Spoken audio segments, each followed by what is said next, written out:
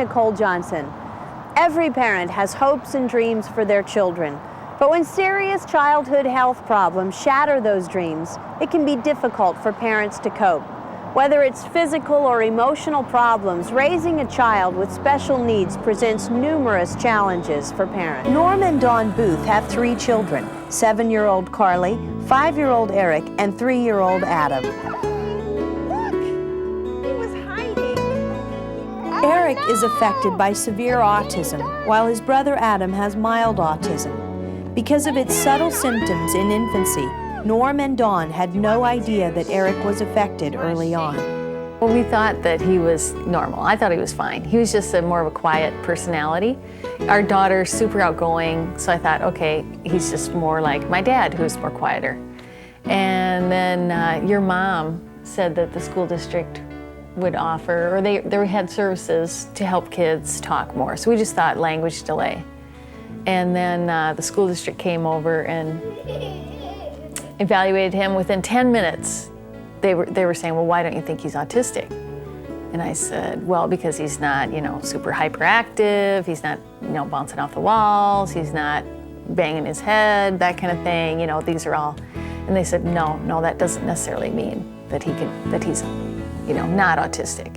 So within 10 minutes, they were basically telling me, your child's autistic. And I was, outraged. I didn't want to hear that. So basically from then, we started really investigating on the internet.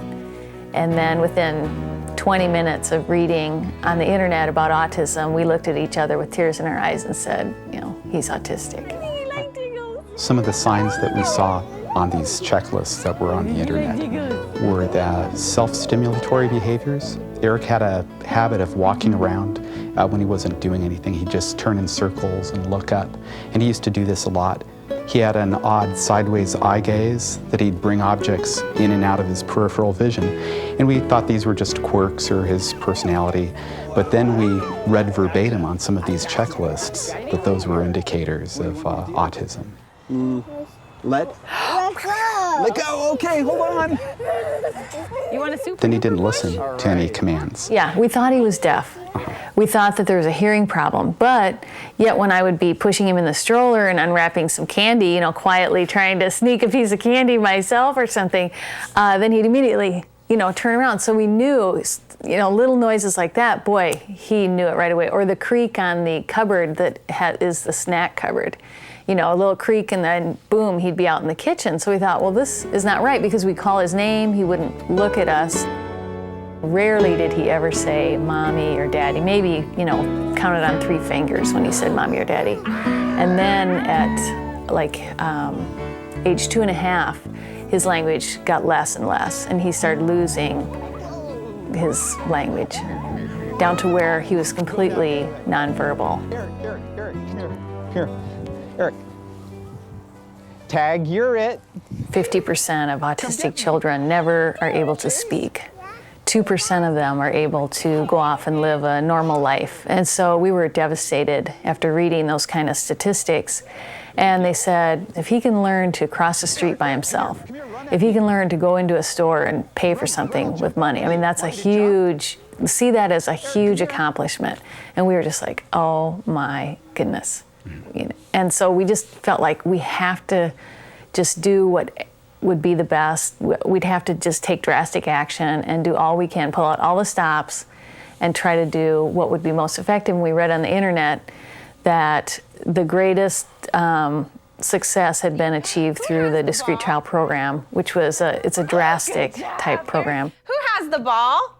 I have the ball. Yay, Eric! Who has the ball? I have the ball. Now try again. Who has the ball? All right, give me 5. Eric's disease is being treated by intensive therapy for up to 55 hours a week.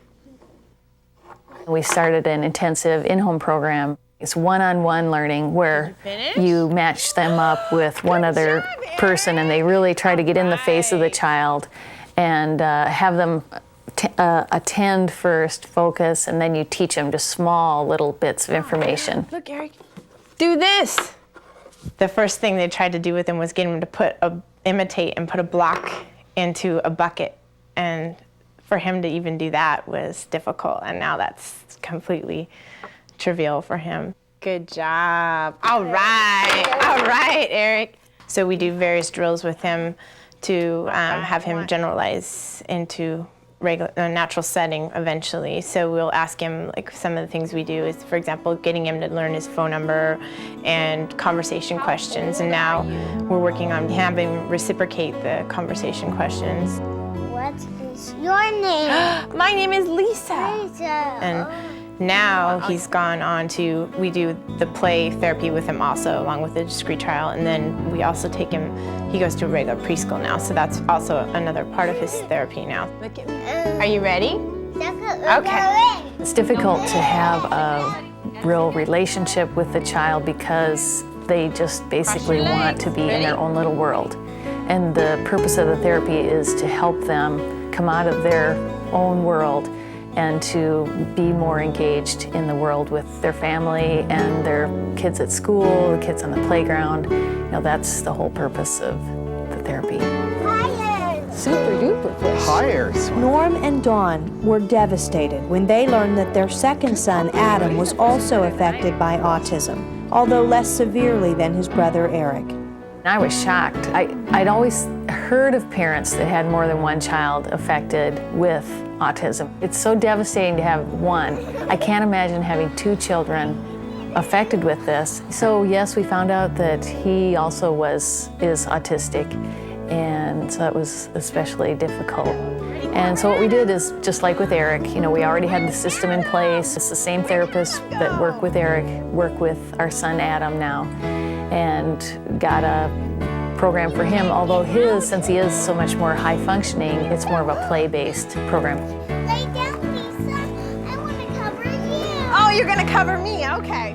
Most likely he's the type, if we stay on top of his services now, most likely by age 7, that most people would not know that he is autistic. Eric's been in the program 2.5 years now since we began therapy, and he's had well over, I'd say, 2,500 hours of intensive one-on-one therapy with a tutor. And in that time, I mean, he's really exceeded our expectations. I'd say that things that, for example, I never knew if I'd ever hear him say daddy, and now he uses the word daddy as part of a sentence. 2 weeks ago, I came down the stairs and I ran out. I was late for an appointment, and Eric saw me come by.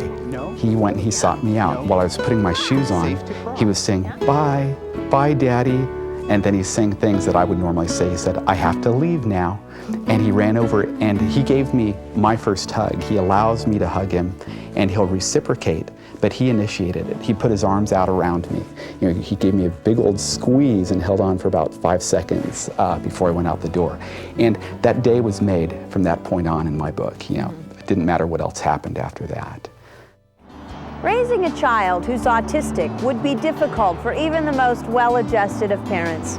For Norm and Dawn Booth, who have 2 boys affected by autism, relying on God's strength is the only way they've found to cope. Basically, what has helped me and helped me to get through this time is just seeing God, you know, in the really difficult times, the really dark times, just seeing God, even closing my eyes and just imagining God, imagining Christ, holding my hands, just walking me through it. And then it's okay if Jesus is with me. As time went by, I realized that God had, as my father, desired to reach me through my spiritual autism and make a connection to me and have me participate in that spiritual world as much as I desired Eric to participate in our social world. That was a point where I realized this I can control. This I can grow in and stop worrying about what I can't control, which is make Eric speak tomorrow, but go ahead and sense God's presence, help others, you know, do as Christ would do in this circumstance. You know, an autistic child is someone who you have to chase. You have to run after and get their attention, or they literally never will look up at you, usually. And so it's like God pursuing us, you know, pursuing us, trying to get our attention. Hey, hey, hey, look at me, I'm over here, hey, hey, you know, and trying to relate to us, trying to interact with us, but pursuing us, trying to get our attention, letting us know, I'm with you, I love you, I care for you. But it takes God to pursue us. You know, God needs to pursue us a lot of times, and we just are so busy running around or worried about our own things that we're worried about or doing our own thing. There's a lot of peace in knowing that it's not up to us to maintain the relationship with God. That whether Eric liked it or not, he's going to have a relationship with us. We will give him that opportunity and what he needs. And now he does like it, of course. And in the same sense that we realized that we didn't have to wait, remember to pray, remember to do all these things in order to reach God, that God was actively pursuing us from the other side, creating an environment where he could be found. 1 and 500 makes 501. Exactly. Though they are sometimes overwhelmed by the needs of their sons, Norm and Dawn try to make sure that their daughter Carly doesn't fall through the cracks when it comes to giving her the love and attention she deserves. Our daughter Carly, the oldest, is very special to us, and we make sure that we don't leave her out. Fortunately, the fact that the other two boys are receiving services and have tutors who come over and play with them actually creates an opportunity for us to be able to spend time with Carly. We'll take off and get the car washed and go out to lunch and run a few errands together, and we give her, you know, her piece of all this.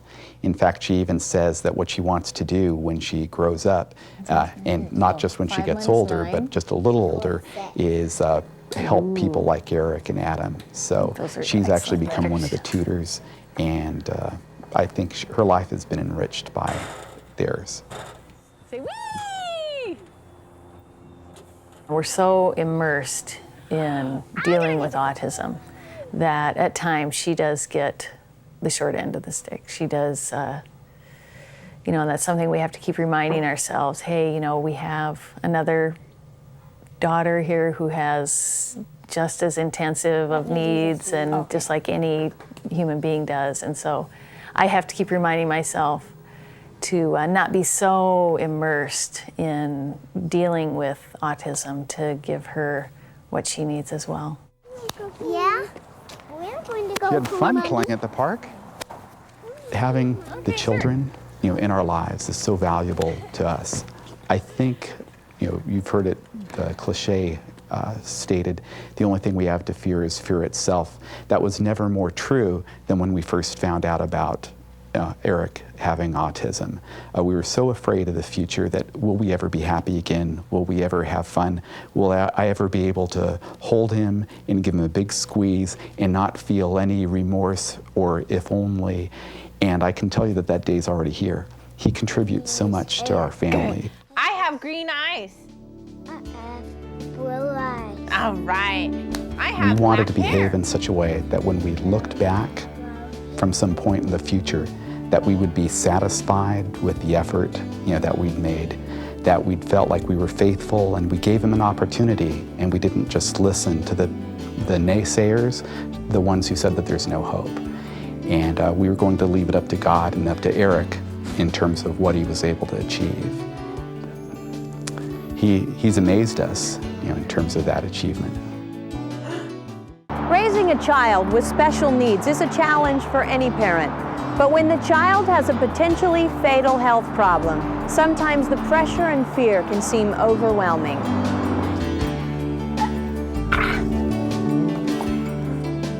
I'm the little reader bug. 10-year-old Matthew Watkins was born with 4 separate heart defects and has undergone 3 surgeries in his short life. His condition keeps his body very small and frail, and he has limited physical abilities. When Matthew was born, he was very tiny. He was 2.5 pounds. He was blue. He was very sick, and he went back and forth to different hospitals where they assessed him, and they had to do emergency heart surgery at 3 weeks old. So for approximately 2.5 months, And every day, you know, I'd go down there and sit by his little isolette and watch the oxygen monitors go up and down. And it was hard until he had another heart surgery, maybe about 2. Ugh. Okay, drink your milk.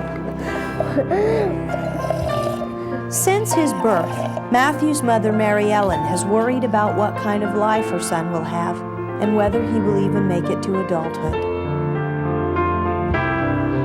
That's my stuff. He has a good prognosis, but the thing is, you know, I've met moms that have lost children to the same diagnosis, and it's all up to God.